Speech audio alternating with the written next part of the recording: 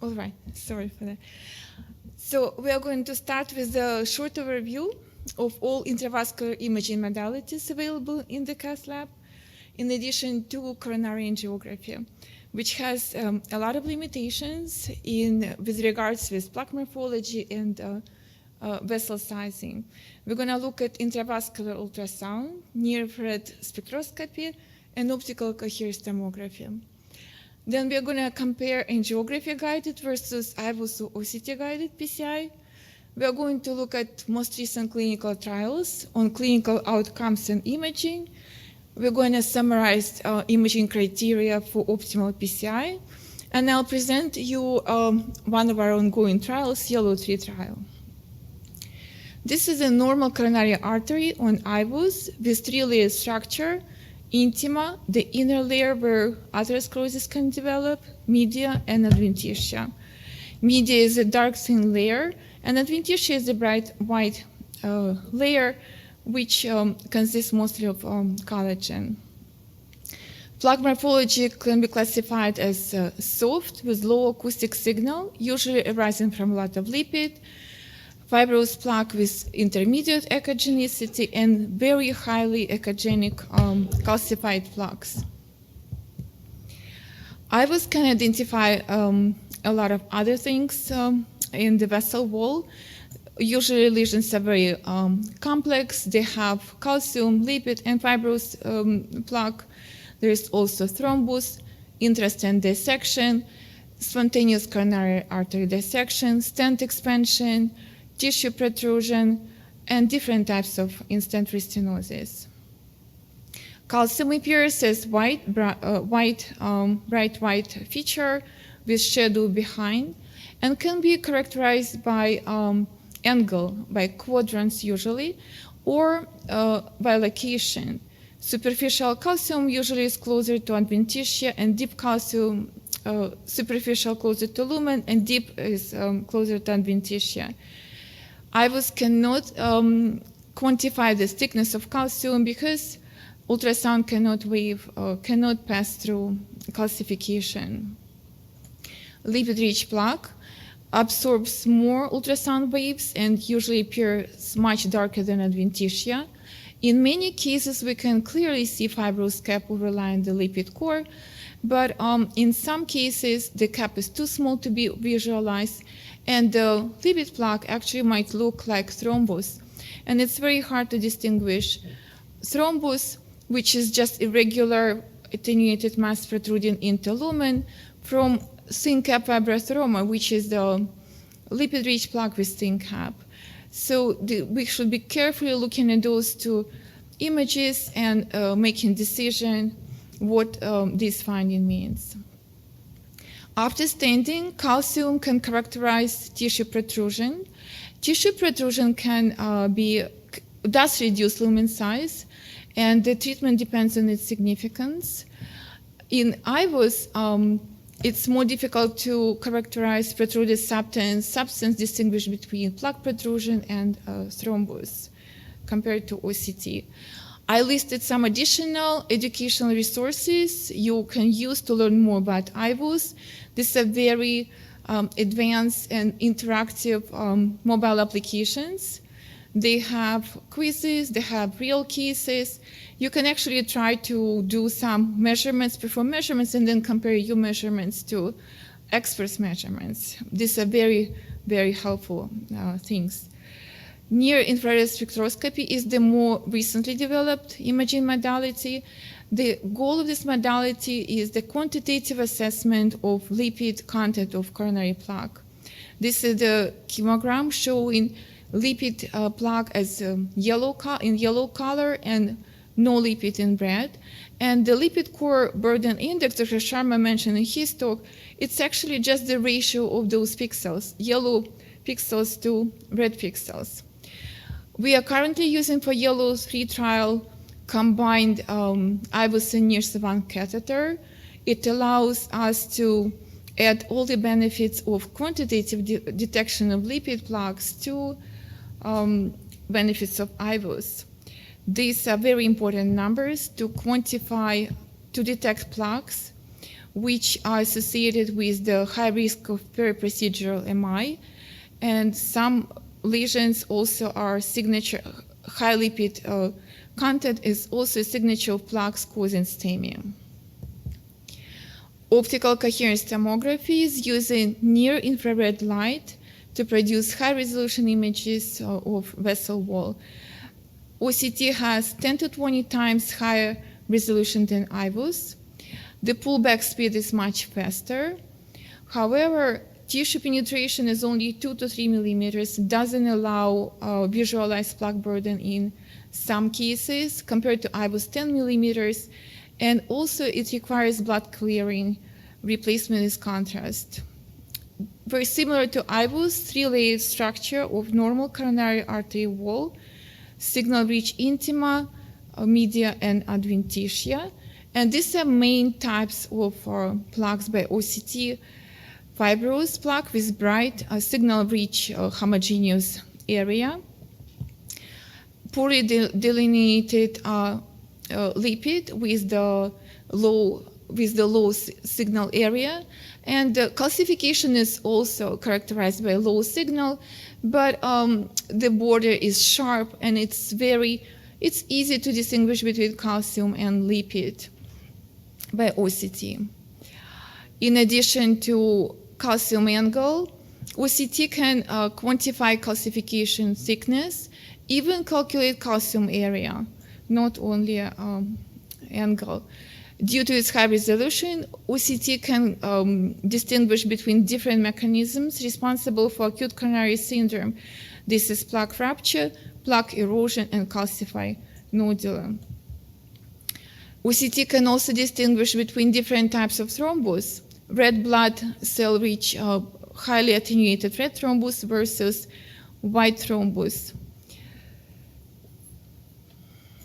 Based on our extensive experience with OCT imaging, we developed a mobile application, Actate. It has all the steps to teach you image acquisition, image interpretation. We have a lot of cases. You will hear more about Actate in a little bit later today. Angiography-guided versus IVUS OCT-guided PCI. First of all, IVUS can be used for stent sizing and landing zone detection. The stents can be sized either by lumen diameter or vessel diameter, and the optimal landing zone is usually the largest area, reference area, with minimal plaque burden. The optimal number for plaque burden should be less than 50% in the landing zone. These are some quantitative measurements we can perform. These are manual measurements, including plaque burden at the stenosis site and reference site segment.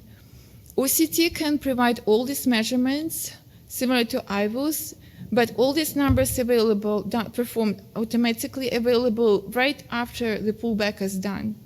Minimal lumen area, reference area, everything is done automatically. There is also an opportunity to co-registration of OCT with angiography. The downside is we don't have plaque burden for most of the lesion sites, and sometimes at the reference site, there is penetration depth is not sufficient. Post-PCI stent assessment includes stent expansion assessment and stent apposition. The absolute minimum stent area recommendation is more than 5.5 millimeters, or the ratio more than 90%. Stent under expansion remains the most consistent predictor of adverse clinical outcomes in many, many trials. This is just an example how we can assess stent expansion after PCI. All these measurements, again, we have to find all the references quickly. So I think the most practical way is just to look at minimal stent area in IVUS. This is OCT post-stent quantitative measurements, all done automatically. This is minimal stent area. This is residual stenosis stent we can see in a three-dimensional view. And for stent malapposition, we also have automatic detection feature. Malapose struts are highlighted in red, and we can see exactly where they are located on the angiogram. These additional findings we can see with OCT, in addition to stent malapposition and expansion. In stent dissection, thrombus can be differentiated from plaque protrusion, different tissue protrusions, and age dissection. In this study, OCT was used to create a scoring system to predict stent underexpansion. So calcifications with the maximum calcium angle more than 2 quadrants, calcium thickness more than 0.5 millimeters, and calcium length more than 5 millimeters were associated with the worst stent underexpansion, suggesting that there is necessity for lesion preparation.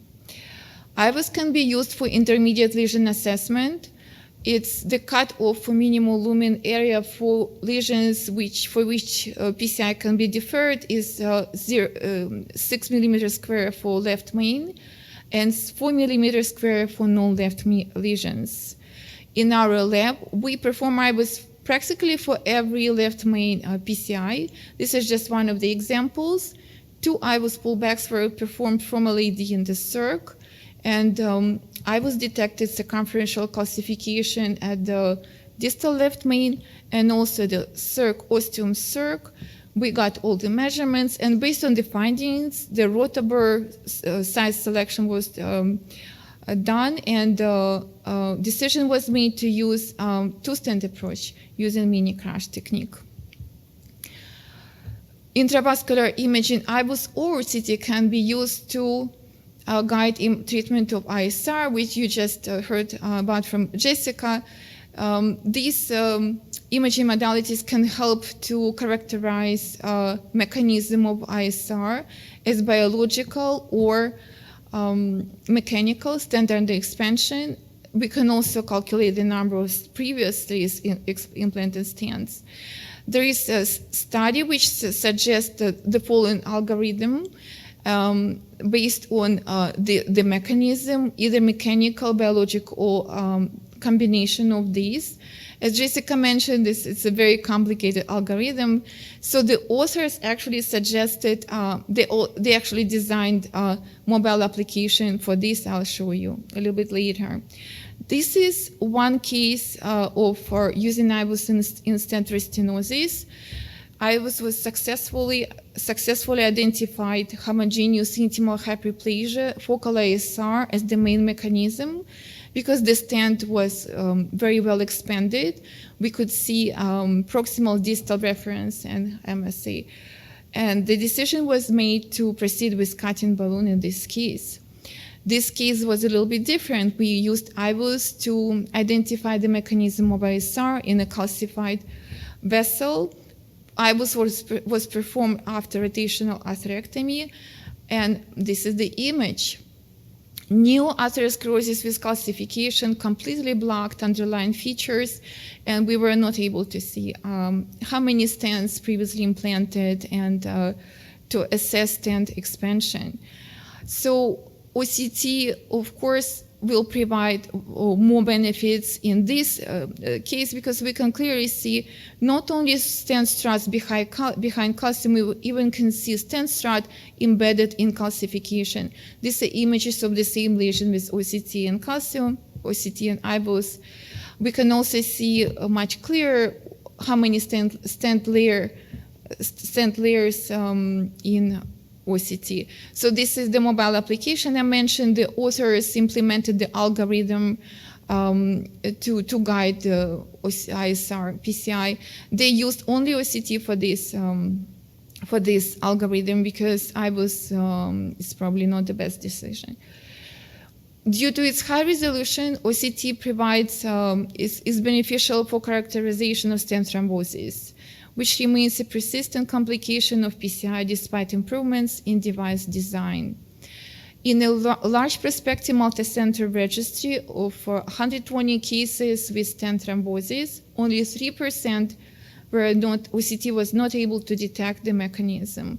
Strut malapposition, ruptured new atherosclerosis, and severe underexpansion were identified as the most important mechanisms.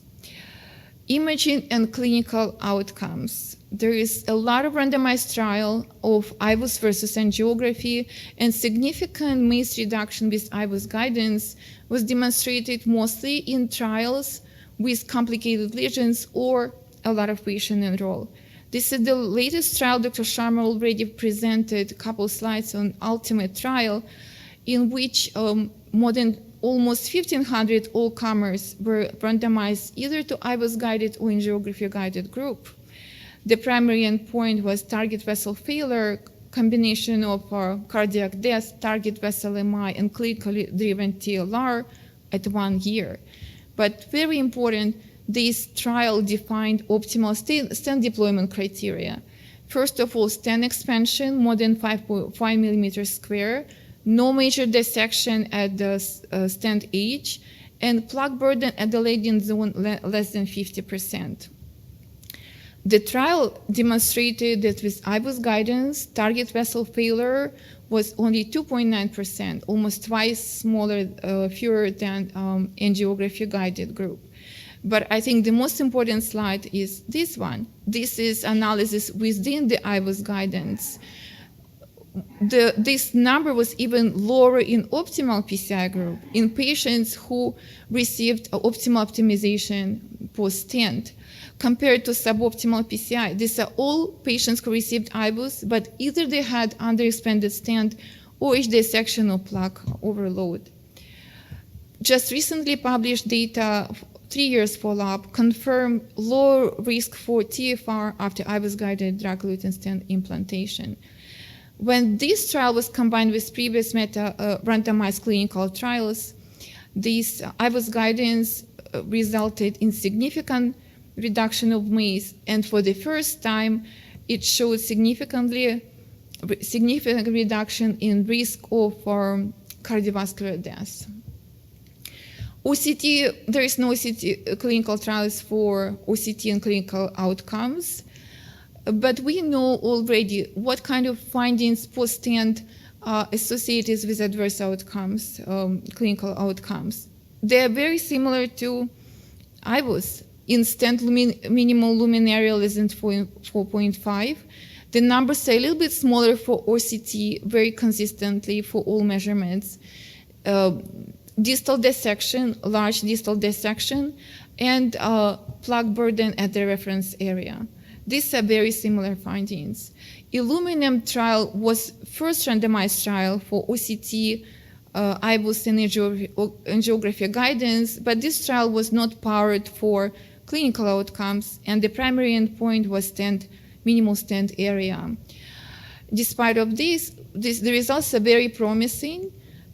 Minimal stent area for IVUS and OCT guidance were very similar, which kind of gives us hope for very positive results in Illuminum 4. We are all waiting, probably next year they will be ready. This trial enrolled a very large number of patients and only high-risk patients with highly complicated lesions, randomized to OCT angiography 1 year outcome. So this slide summarizes the most important findings. We actually have this slide in our cath lab. First of all, stent expansion, minimal stent area for OCT and IVUS, a little bit different numbers. No major malapposition, no small plaque burden at stent edge, and no major dissection at the stent area. And in conclusion, I'd like to present a couple slides on our ongoing Yellow 3 trial. The aim of the series of Yellow trials is to look at the effect of different lipid-lowering strategies on lesion morphology. The aim of our Yellow 2 trial was to look at changes in plaque morphology and transcriptomic profile in patients after high-dose statin treatment. Patients underwent intravascular imaging before and after 8 to 12 weeks of rosuvastatin 40 millimeters daily. And we demonstrated beneficial changes in plaque composition. And we found an association of these changes with reduced inflammation, improved cholesterol efflux capacity, and changes in genetic expressions. The goal of this study was hopefully to develop a biomarker to predict patients who will favorably respond to maximum dose of statins. In our Yellow 3 study, we actually went a step even further. We added PCSK9 inhibitor to statin therapy because there is still considerable residual risk of cardiovascular events, even in patients receiving intensive statin treatment. In this trial, we are enrolling patients with stable coronary artery disease who are already on optimized statin therapy, but still have high LDL levels. We are imaging non-obstructive lesions before and after 6 months of evolocumab treatment. We also take blood samples. We are to run transcriptomic analysis. Our hypothesis in this trial is that LDL lowering with evolocumab will result with significant increase in fibrous cap thickness, reduction of LCBI by nears in statin treatment patients undergoing clinically indicated angiogram. We also believe there is the association between the changes in patient plaque characteristics and gene expression profile. And our goal is to build a predictive model to detect patient demonstrating beneficial response in plaque morphology to PCSK9 inhibition therapy. Hopefully, we will move a little bit closer to developing individualized therapy for these kind of patients.